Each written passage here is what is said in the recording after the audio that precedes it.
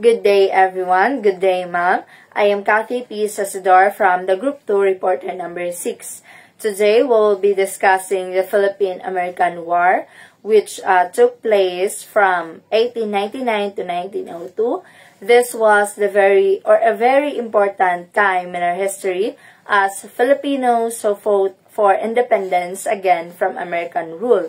Today, we will also discuss and explore what led to the war, what happened during it, and how it affected our country, the Philippines. So let's proceed to the learning objectives.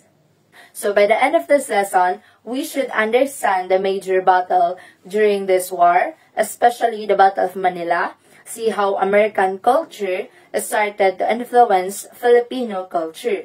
The third one is learn how the Malolos Republic was formed. This was the first attempt to an independent Filipino government. And lastly, appreciate why the proclamation of our independence was so significant and emotional for our ancestors.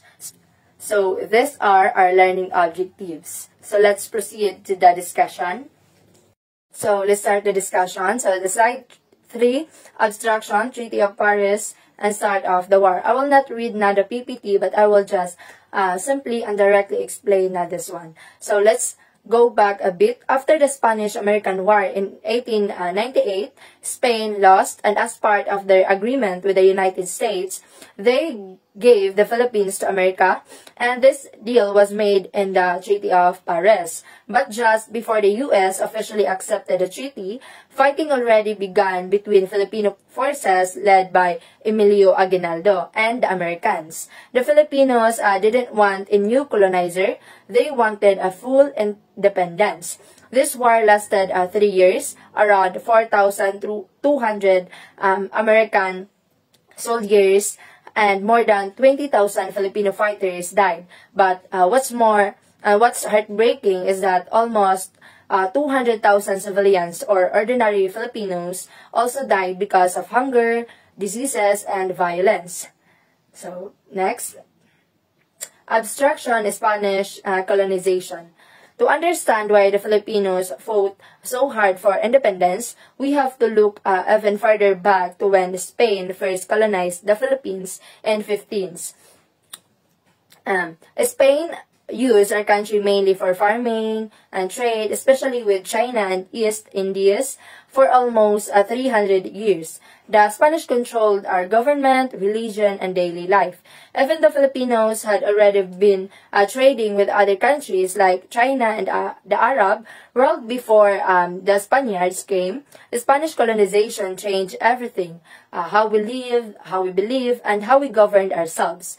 So when the Americans took over after Spain, many Filipinos felt they had enough of being ruled by foreign powers. So next, abstraction, Spanish colonization and the rise of nationalism.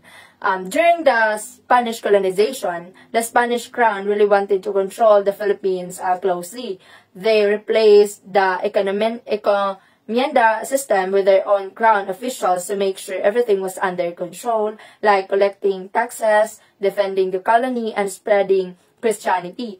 Basically, Filipinos were required to follow the Christian faith. By the 18s, Spanish rule started to loosen a little, but they were still strict. Only the rich or elite Filipinos had the chance to study abroad, and through that, they were introduced ideas about freedom, democracy, and nationalism. One of the most influential figures during this time was Jose Rizal. He wrote books that opened the eyes of Filipinos to the injustices happening under Spanish rule. Because of this, he inspired a lot of people to fight for change. Sadly, he was arrested and executed, but his death pushed many Filipinos to join the Katipunan, a secret revolutionary group that fought for our country's independence. Next, abstraction, Katipunan, and revolution. When the Spanish discovered the Katipunan's plans, the group was forced to accelerate its action, igniting the Philippine Revolution in August 1896. A temporary truce followed, with Spain promising reforms. However, Spain failed to act on this promise. And by 1898, Emilio Aguinaldo returned to lead a renewed revolutionary effort. The Filipinos took advantage of the Spanish-American War, aligning their fight for independence with the broader conflict between Spain and the United States. Next, Battle of Manila Bay, Battle of the Manila Bay. Now let's talk about the Battle of Manila Bay. When the U.S. decided to annex the Philippines, it steered debate back home. For some Americans, it was a strategic move. Asia offered vast commercial potential. Controlling the Philippines meant access to new markets and trade routes, which they believe would boost the U.S. economy and global influence. Next, Battle of Manila Bay, gihapon siya, and others supported annexation because they doubted Filipinos' ability to govern themselves. There was concern that if the U.S. didn't take control, another colonial power like Germany or Japan might. Meanwhile, many Americans opposed colonization entirely, seeing it is as morally wrong or fearing it would allow non-white Filipinos into American political life. Some simply opposed it to undermine President McKinley administration regardless to the ethical debate. Next, American colonization of the Philippines on June 12, 1898. Aguinaldo declared Philippine independence. However, the U.S. rejected this and aimed to take control, leading to a guerrilla war between Filipinos and Americans. Next, the Philippine-American War from 1899 to 1902.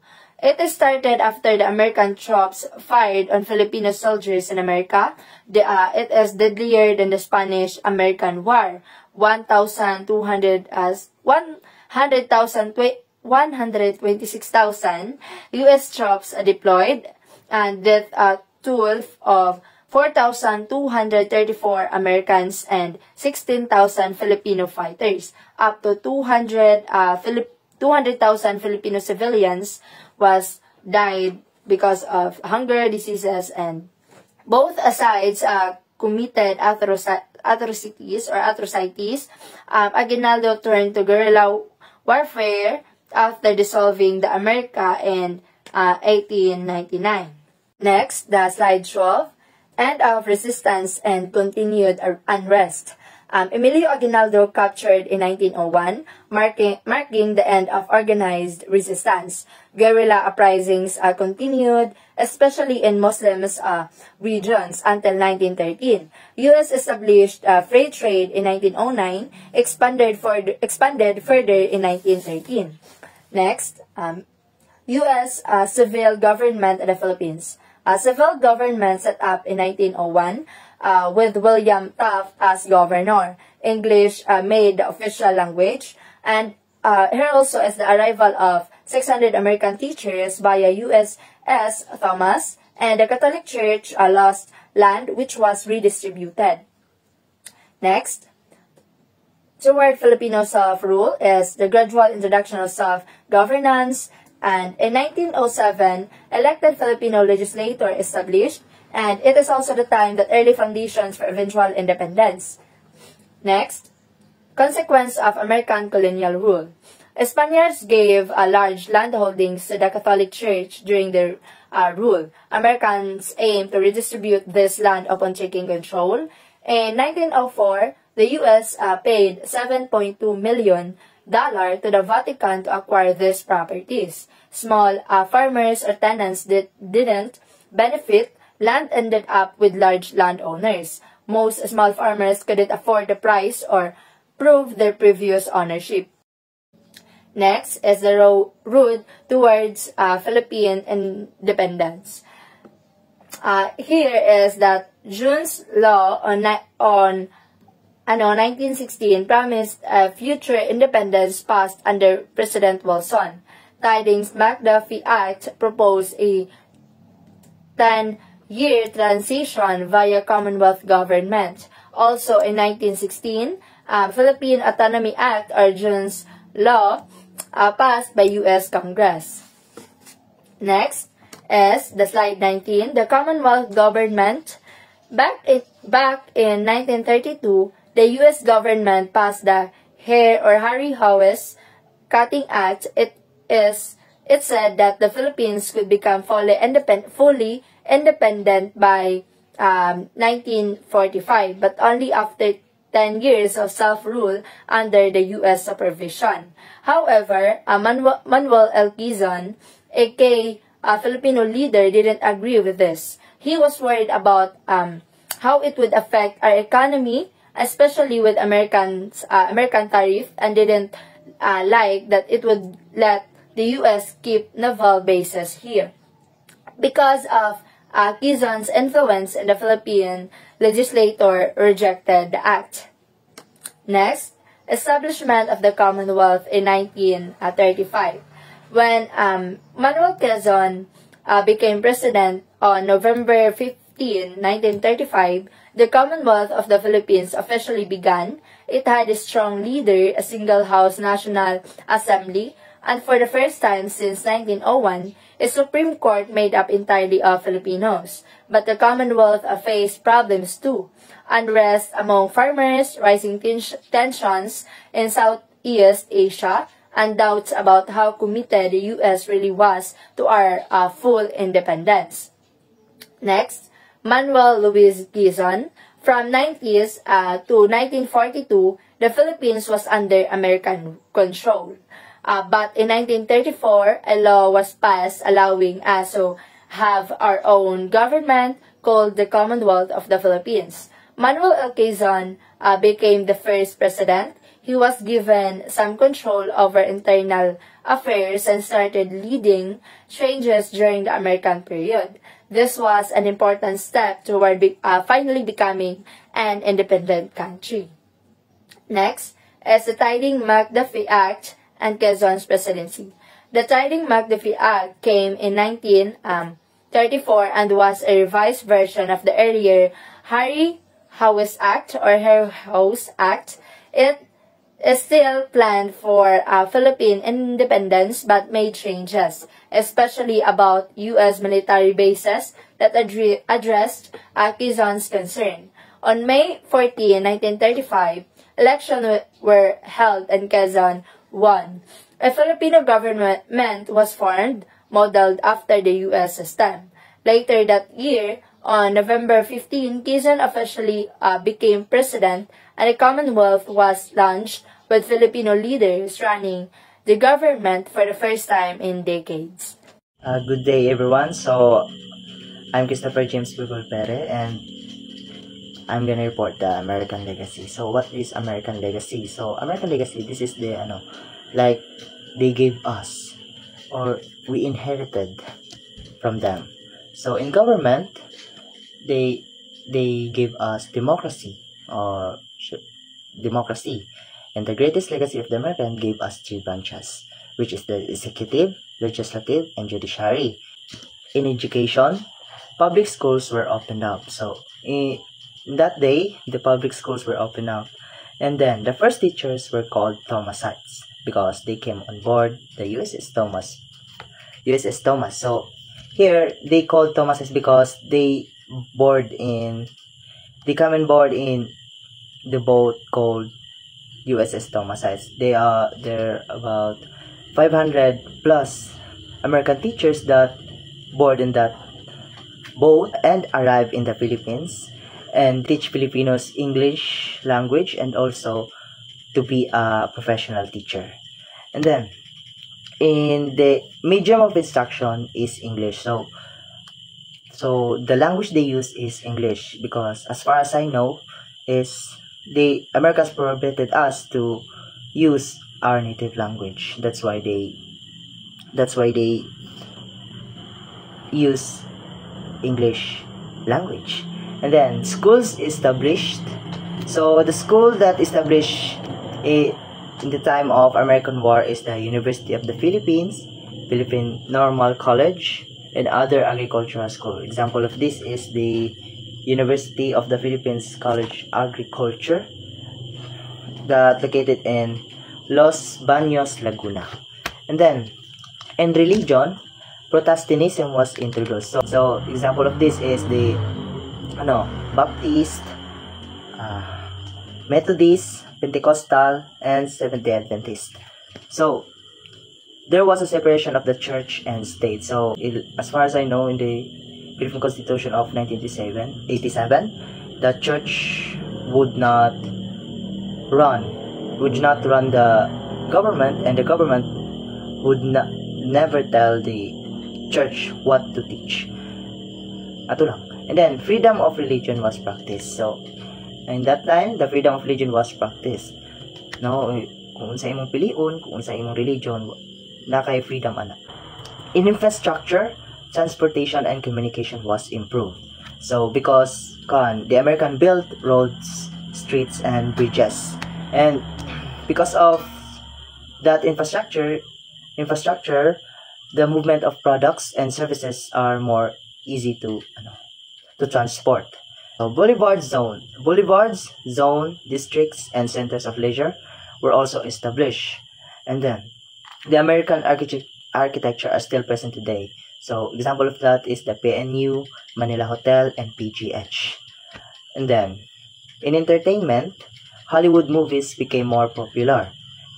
Like for example, Avengers, wala ba Avengers una? Wala. Basta mga Hollywood movies before. And then new kinds of music and dance were introduced, like rock and roll, boogie, jazz, tango, cha-cha, polka, and rumba. So Filipinos also learned to watch and play games, ball games like table tennis, basketball, volleyball, football, and also boxing. Wala namang bola sa boxing. So health and sanitation. Filipinos learned the value of cleanliness and healthy practices. They were taught proper hygiene to make them healthy and be free from contagious diseases. So they taught by Americans to, the proper hygiene, how to clean. So, health and sanitation, hospitals, clinics, and health centers were established, including public hospitals for lepers. For lepers, lepers is katong mga tao nga nagsuffer sa leprosy. Basta mo na siya. So in clothing, it was changed to the American style. In men, suits, polo shirts, ties, and jeans instead of barong and pants. While in women, dresses, high-heeled shoes, and handbag instead of Filipiniana. And then in food, American introduced the ice cream, cakes, beef steak, hot dogs, hamburgers, sandwiches, cookies, and donuts. In livelihood, Philippine economy improved, increase in agricultural production. So in that time, the Philippine economy was improved, and it increased the agricultural production or our crops. For example, is our rice, our corn, and etc. So attitude. So Filipino became more frank and more humorous. We developed a stronger beliefs in rights and freedom. So pagmamano was replaced by kissing cheeks of parents and elders as a sign of respect. So language.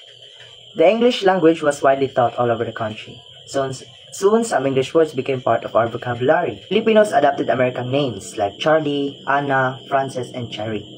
So negative impact of American colonization. So here is like we adopt how Americans live. We adopt their cultures, how they dress, what are their food, or what they eat, and also their values. So and second one is colonial mentality. Here is like we tend to normalize that American culture is more superior than ours. That's colonial mentality. So respectful Filipino ways of greeting will replace by merely saying hi or hello. So before, like I think sa una we bow. Filipinos started to prefer white-collar jobs. When we say white-collar jobs, this is the jobs that office-based or professional jobs, for example, teachers, doctors, nurses, and etc. Then, traditional Filipino food like bibingka and suman were replaced by American food like hot dog and French fries. So, even now, we prefer hot dog and French fries. Though, nagapagabaligyaw ka ng bibingka and suman. Our sense of bayanihan.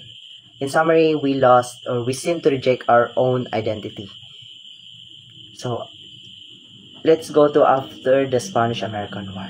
So, diri, while debate ang American public and politicians about the annexation question, or when we say annexation, like pagsanib or fusion sa usa ka lugar. Filipino revolutionaries under Aguinaldo seized control. Like he grabbed the opportunity. They grabbed the opportunity to rule or to control the most of the Philippine main island of Luzon, and they announced the establishment of independent Philippine Republic. So when people realized that the U.S. forces were intent on forcing the American colonial control over the islands, the early clashes or ilang katong before nila nga away in 1899 masli grabe, and it results in all-out war. And then American, instead of viewing it as viewing or taking the Filipinos argument nga nakipag-away sila sa mga foreign invader, they view it as like paghimagsik sa kanila mga American. So, Emilio Aguinaldo. There were two phases to the Philippine-American War. The first phase is in February to November 1899. Napildi si Aguinaldo to fight the mga trained American troops.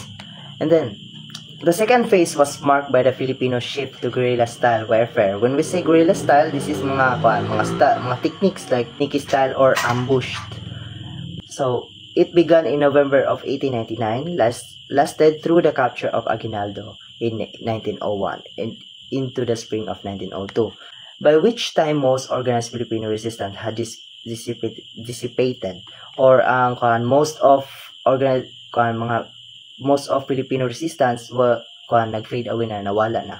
And President Theodore Roosevelt proclaimed a general amnesty and declared the conflict over on July 4, 1902. So, si Theodore Roosevelt, he proclaimed or he announced a general amnesty. When we say general amnesty, this is like ang government forgive those people nga nakasala sa government or they committed crime in government. And then he also declared that the conflict is over natapos na on July 4, 1902. Although minor uprisings and insurrection against American rule periodically occurred in the years that followed. So, long story short, so ang United States is mas lamang sila because they are more prepared than Filipinos na they struggle about their materials and also sa mga support sa outside the country. And then si Aguinaldo napagtanto niya nga katong ilang mga fight nila is in the first few months is is a big mistake pala. They lost lots of people and also materials. And nagsabi po sila if ang guerrilla tactics ilang giuna daw if giuna daw nila ang guerrilla tactics mas na possibility nga madaog sila if na implement siya in the beginning of the conflict. So, President Theodore Roosevelt. The war was brutal on both sides. U.S. forces at times burned villages, implemented civilian reconcentration policies, and employed torture on suspected guerrillas, while Filipino fighters also tortured captured soldiers and terrorized civilians who cooperated with American forces. So, the war was brutal in both sides, no? And sabi nila ang policies, and they employed nga, if na masakpan, or na suspicious nga, or na sila magsakpan nga mga guerrillas, is ilang torturon. And also, ang mga Filipino, ilang gina-torture, ilang gina-capture ang mga soldiers, and gina-terrorize nila mga civilians nga naga-cooperate sa o nagakampi sa American forces. Then, many civilians died during the conflict as a result of the fighting. No? So, daghang namatay tungod sa fighting, and then naay diseases nga ni abot, cholera and malaria epidemics, and food shortage caused by severe agricultural catastrophes. So, diri si future President William Howard Taft, he launched a pacification campaign, also called as the Policy Attraction. Policy Attraction is kanang mo siya tong Policy Attraction is it's supported by rich and educated people nga against kang Aguinaldo, or wala ni support kang Aguinaldo that time. So main purpose ani is to the economic growth or development of the economy. So over time, ang mga tao, mga Filipinos, they supported this program, and after that, it helped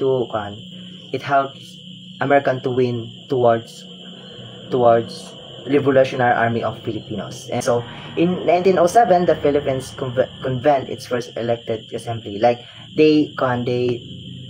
pinatupad nila ilang first elected assembly, and then, the act, in 1916, the Jones Act, it will improve our self-government, and also it promised the eventual independence or papalipit ng independence sa Pilipinas. Then the archipelago become an autonomous Commonwealth in 1935. Mas na independent ang Commonwealth in 1935. And the US, after 1946, the US gave us our independence. Thank you. So let's proceed to the Malolos Republic. The story of the Malolos Republic is a pivotal chapter in Philippine history, a testament to the Filipino people's unwavering pursuit of self-determination. Following a series of hard-fought victories against the Spanish alongside American forces, General Emilio Aguinaldo declared Philippine independence on June 12, 1898. This momentous occasion marked the birth of the First Philippine Republic, also known as the Malolos Republic, with Aguinaldo at its helm. The Malolos Republic established a government based on a constitution reflecting Filipino ideals and aspirations. It was a beacon of hope, a symbol of a nation striving for self-governance. However, this dream was short-lived. The Treaty of Paris, signed in 1898, ceded the Philippines from Spain to the United States, effectively transferring colonial control. This unexpected turn of events ignited the Philippine-American War. Filipino forces under Aguinaldo's leadership engaged in a fierce guerrilla resistance against the newly arrived American power. This struggle, marked by both bravery and sacrifice, lasted until 1901, when Aguinaldo's capture signaled a turning point in the conflict. While initially advocating continued resistance, Aguinaldo eventually urged his countrymen to accept the new reality. The American colonial period in the Philippines was a complex era. While the U.S. government claimed its intentions were to prepare the Philippines for eventual independence, a paternalistic approach that many Filipinos and Americans alike questioned. It's undeniable that American presence contradicted the principles of self-determination. Yet, the American administration did bring about some positive changes. There was a gradual increase in Philippine representation in the civil service. This progress culminated in the Tidings-McDuffie Act of 1934, which set the date of Philippines' independence in 1945. Emilio Aguinaldo, a figure both revered and controversial, embodied the Filipino spirit of independence. His unwavering belief in a Filipino self-rule and the right of the Filipino people to govern themselves according to their own customs and traditions remains a powerful legacy. His vision of a truly independent Philippines continues to inspire generations. Now let's proceed to the government under Americans. The acquisition of Philippines by United States marked the beginning of tumultuous period. The Treaty of Paris, signed on December 10, 1898, officially transferred control the islands from Spain to the United States. Almost immediately, the U.S. government imposed military rule, setting the stage for a direct clash with Filipino aspirations for self-determination. Despite the American assertion of control, Filipino nationalism remained strong. On January 5, 1899, Emilio Aguinaldo, undeterred, proclaimed the independence of Philippines once again. He established a rebel government in Malolos on January 23rd, solidifying his position as president of this defiant government. This act of defiance directly challenged the authority of the newly established American regime. The conflict escalated rapidly. On February 4, 1899, open clashes erupted between American troops and Filipino forces in Manila, marking the official start of the Philippine-American War. The war spread throughout the archipelago, highlighting the determination of the Filipinos to resist American control. By May 18, 1899, American forces had seized control of Jolo in the Sulu archipelago, further extending their military presence and demonstrating the scale of the conflict. Now let's proceed to the conflict phase of Philippine-American War. The conflict phase of the Philippine-American War, lasting from November 1, 1899 to April 16, 1902, was a brutal and protracted struggle. Emilio Aguinaldo's continued rebellion against the American military government ignited a series of intense battles across the archipelago. The war was characterized by numerous significant engagements. So the deaths of General Henry Ware Lawton during a rebel attack near San Mateo on December 19, 1899 underscored the ferocity of the Filipino resistance.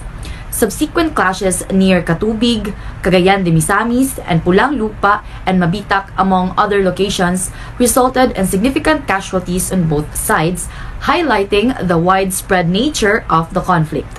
So the capture of Emilio Aguinaldo on March 23, 1901 by Filipino troops loyal to U.S. government marked a turning point.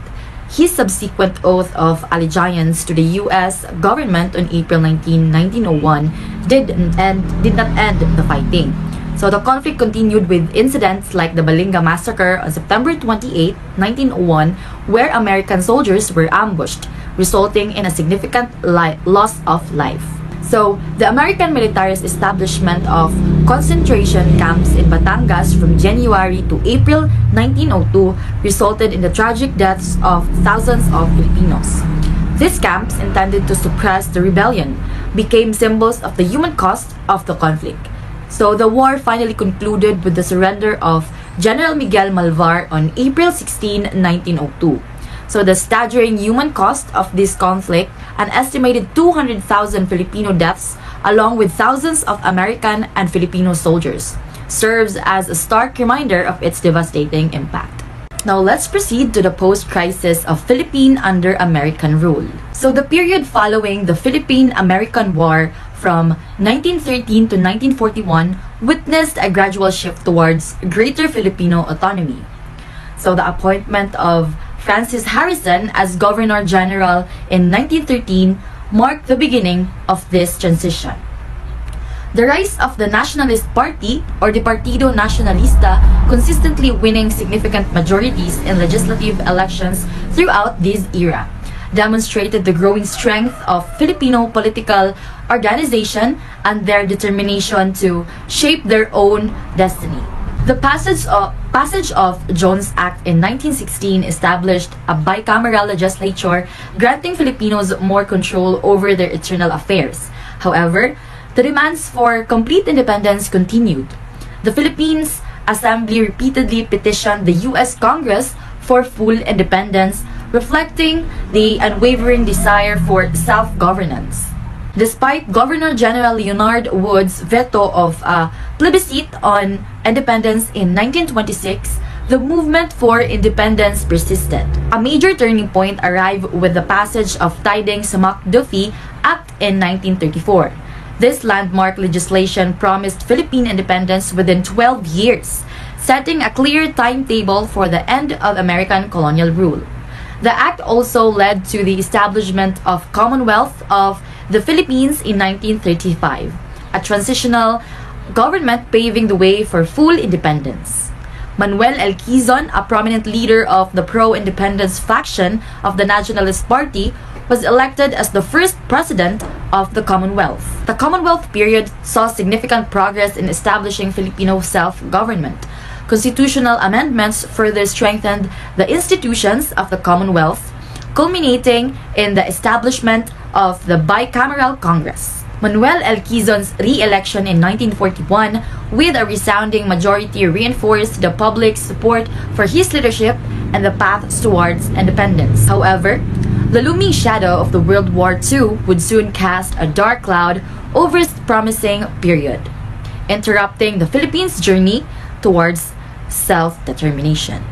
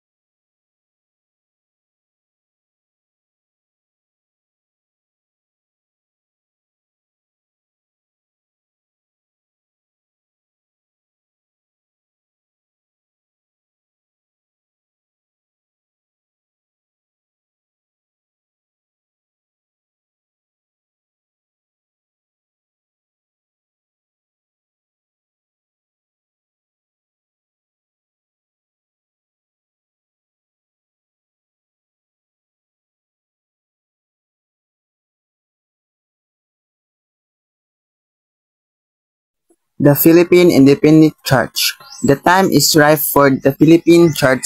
Father ILP called an assembly at Panik, Tarlac on October 23, 1899. Agenda: Philippinization of Catholic Church, prevention of anarchy in religious matter, provisional constitution of the Filipino Church was framed. So niadtong October 23, 1899, gitawag ni Padre Aguirre ang usa ka katigom sa Panik, Tarlac. Ang ilang tuyo mao ang paghimo og kaugalingong simbahang Pilipino. Ilang gusto nga ang simbahan mahimong mas Pilipino og likayan ang gubot sa relihiyon. Naghimo pud sila og temporaryo nga mga lagda para sa ilang simbahan. What time? The new church don't have opportunity to grow fully. January to 1900s months, Placido Chapel arrived at American Apostolic delegates prior the Filipino-hated chapel. Many Filipino clergy and revolutionary leaders joined the religious movement, influenced by chapel and at diplomatic language. Celestino Araulio and Jose Chanco led the problem of Filipino clergy on the Pope. So,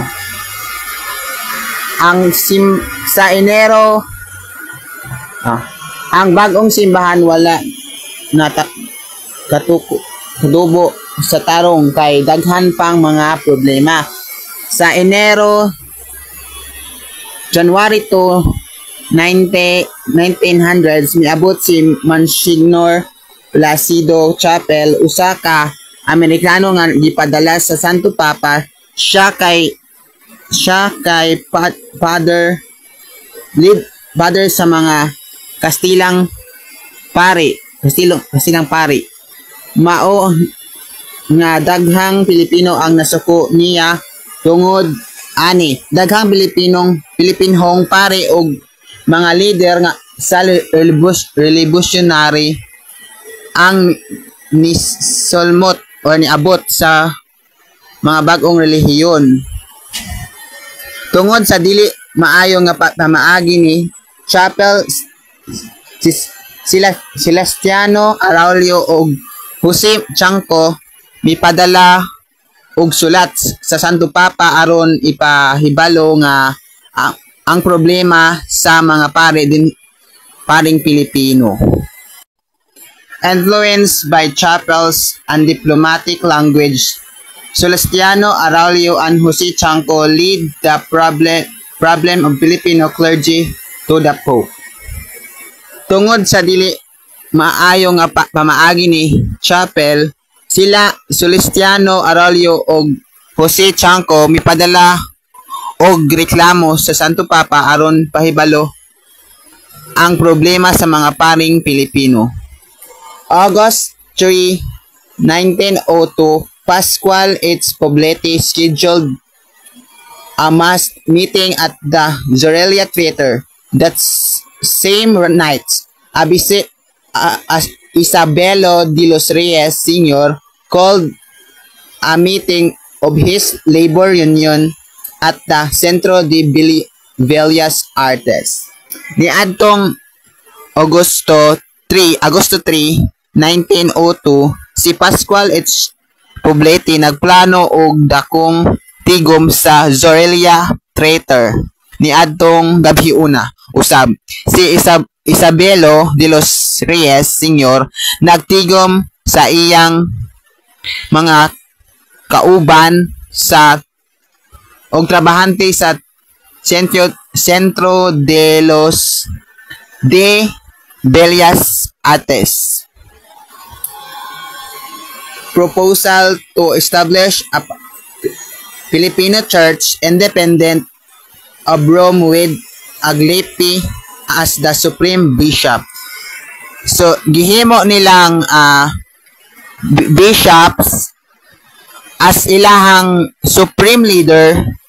Gihimo si Aglipi nga ilang gihimong supreme bishop o pangulong pari or pangulong simbahan sa pari. The new church is called Iglesia Filipina Independiente or Philippine Independent Church. So gitawag nila ang ilang bagong simbahan nga Iglesia Filipina Independiente.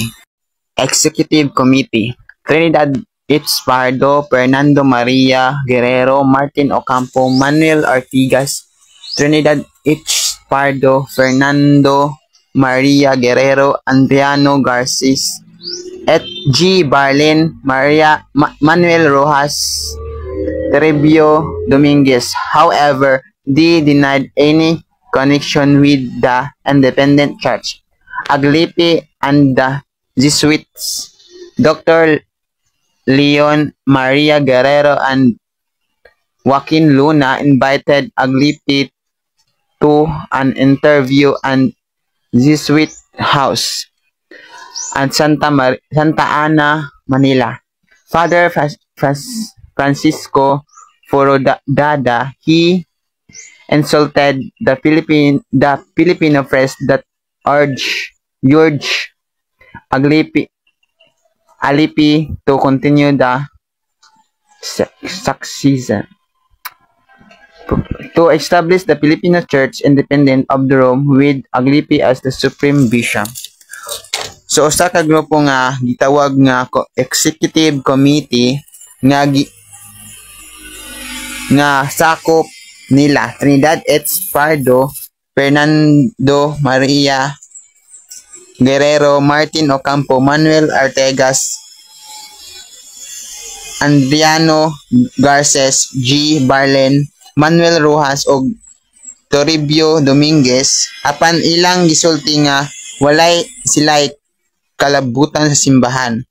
Si Aglipi ug ang mga Jesuita, ilabi na sila Father Leon Maria Guerrero og Joaquin Luna, gitawag si Aglipi nga sa usa ka managsabot sa balay sa mga Jesuita sa Santa Ana, Manila.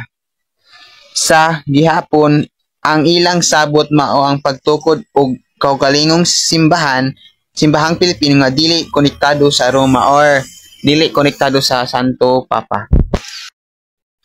Aglipi and the Jesuit Dr. Leon Maria Guerrero and Joaquin Luna invited Aglipi to an interview at Jesuit House at Santa Ana, Manila. Father Francisco Forodada, he insulted the Filipino press that urged Aglipi to continue SEM. So si Aglipi og ang mga Jesuita og si Dr. Leon Maria Guerrero og Joaquin Luna nag-imbita kang Aglipi sa usa ka interview sa balay sa mga Jesuita sa Santa Ana, Manila. Din si Amang Francisco Forodada nagpasipala siya nga sa Pilipino nga pare nga pag-awhag kang Aglipi nga padayon sa pagbuot. Si Amang Joaquin Villalonga del kay nakig-istorya kang Aglipi human sa gibuhat ni Forodada og iyang gipangayuan nga mubalik siya sa Katolikong pagtuo. Si Aglipi gisuportahan sa batanong pare nga si Santiago Francer.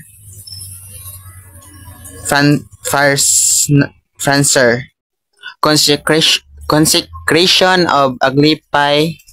Aglipi was consecrated on September 6, 1902 as bishop, and he also accepted the position of Supreme Bishop October 26, First Mass of Aglipi as Supreme Bishop January 18, 1903. He was consecrated as Supreme Bishop of the Bishop of Isabela, Cagayan, Pangasinan, Nueva Ecija, Cavite, and Manila. So si Aglipi nibalik siya as Katoliko. So nahimo siyang bishop sa tinabuk ang mga kuan sa tinibok ang pundok sa Katolikong simbahan. During his term, the Supreme Council of Bishops, or SCB, published 2 consecutive pastoral letters in May 1988, respectively that contain an articulation and elucidation of the nationalist heritage of the Church. In the 2 pastoral letters, the Church also reiterated its advocacy to the people's agenda, support to nationalist industrialization and genuine land reform, and boldly condemned foreign intervention on the political governance of the country. It was during Bishop Gano's term that his statement on development was issued on July 30, 1987.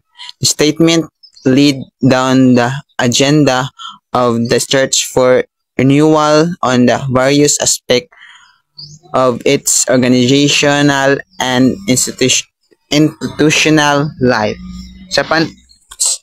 Sa panahong sa iyang paglingkod as a Supreme Council of Bishops, nagpagawas og duha ka sunod-sunod nga sulat nga pastoral niadtong May 1980 ug 1989. Kining nga mga sulat nagpakita sa sunod nun nga panulundon sa simbahang Pilipino.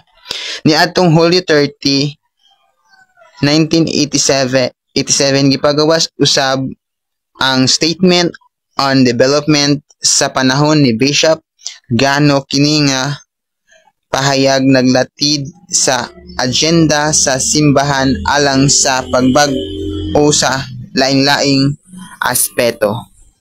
Colorum movement. The term colorum is taken from the Christian prayer ending in omnia et secula secolorum, which means forever and ever.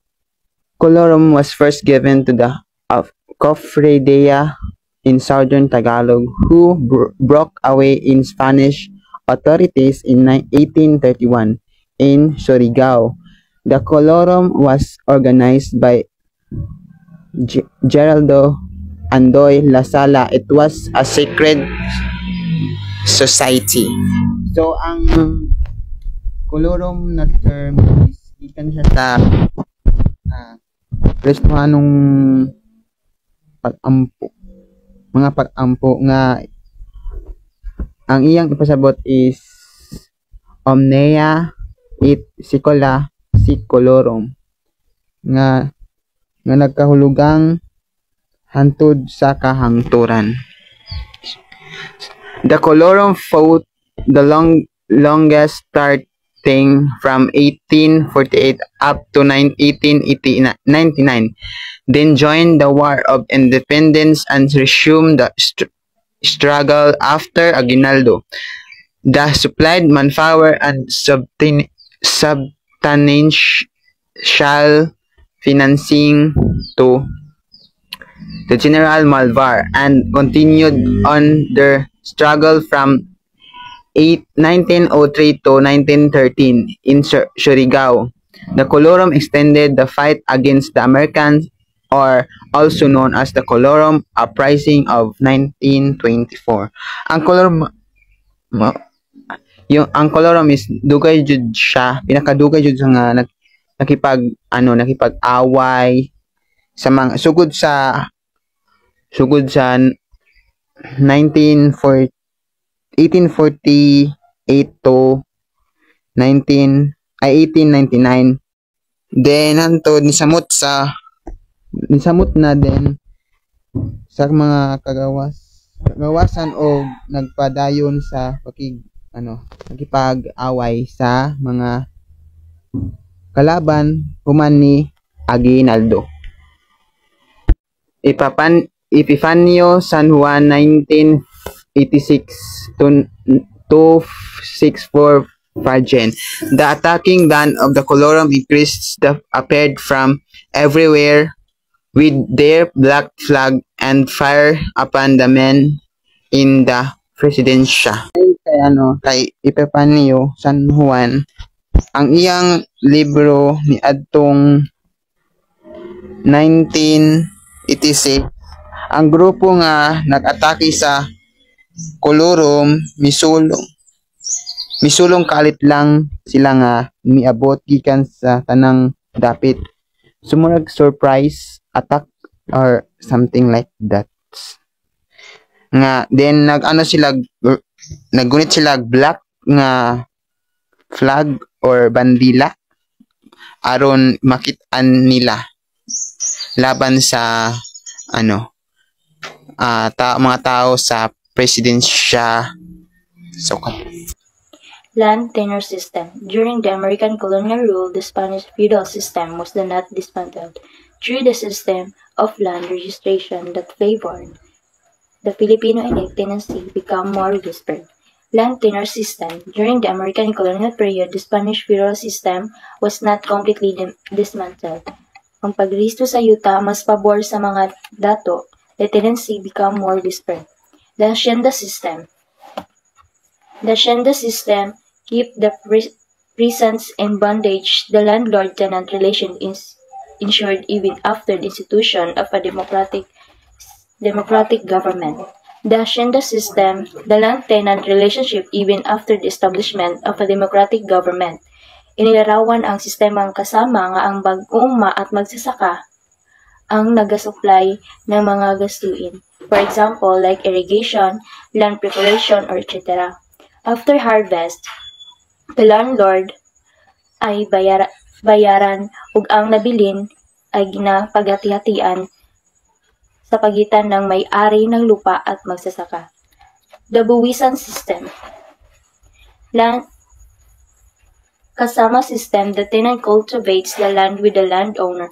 Preparation, etc. from management decisions are usually made by the landowner, including those on seed selection, use of fertilizers, and days of planting and harvesting. After the crop is harvested, the landowner is reimbursed of his expenses, and the remainder of the harvest is divided with the tenant.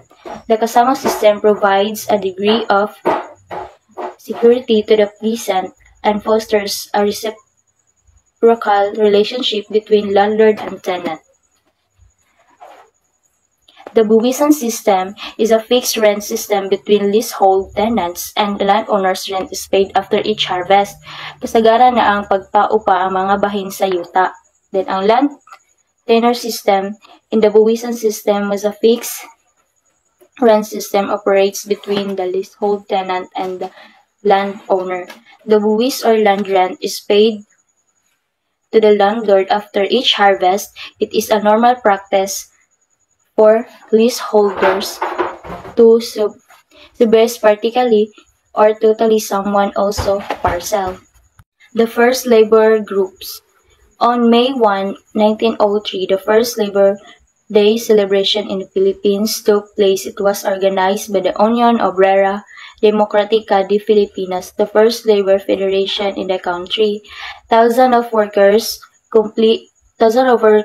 marched from Pisa Marianes in Tondo to Malacanang to demand and complete independence while chanting anti-American capitalism and imperialism. The first Labor Day celebration, May 1, 1903, organized by Union Obrera Democrática de Filipinas, the first labor federation in the country. Thousand people marched from Plaza Marianes in Tondo to Malacanang Palace to demand complete independence and oppose American capitalism. The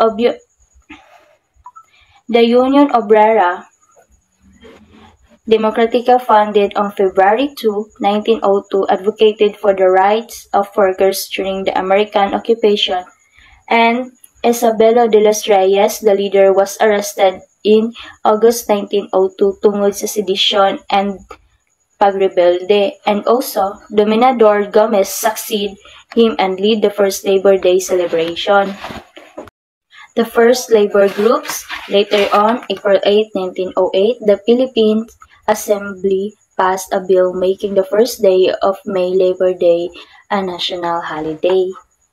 Today, Labor Day or Araw ng Manggagawa in the Philippines is commemorated not only with parades and other forms of celebration but also with rallies and demonstrations of the labor sector.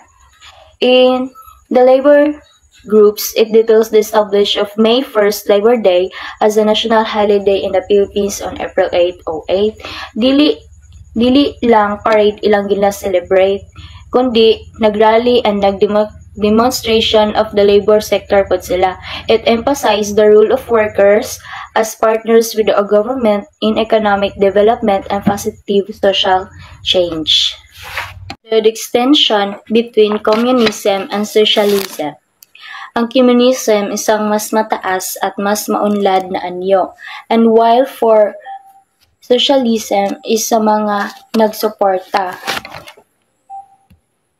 The Communist Party of the Philippines. The Communist Party of the Philippines, Filipino Partido Komunisto ng Pilipinas, as revolutionary organized and communist party in the Philippines, formed by Jose Maria Sison on December 26, 1968, it is designated as a terrorist group by the United States Department of State through Executive Order Number 13224 together with Sison and the New People's Army or NPA. The Communist Party of the Philippines or CPP, it described as a revolution organized and communist party founded by Jose Maria Sison. The Communist Party of the Philippines. New People's Army or CPP or NPA seeks to overthrow the Philippines government in favor of a new state led by the working class and to expel U.S. influence from the Philippines. The Communist Party of the Philippines or CPP was founded in 1968 and its armed wing. The New People's Army or NPA was founded in 1969. Because the party and its armed wing are so closely intertwined, they are often referred together as the CPP or NPA. Ang CPP or New People's Army na sila nga patumbahon ang pamahalaan ng Pilipinas ug ilisan og bagong estado nga gipanguluhan sa mga manggagawa o palayason ang mga US influence sa Philippines.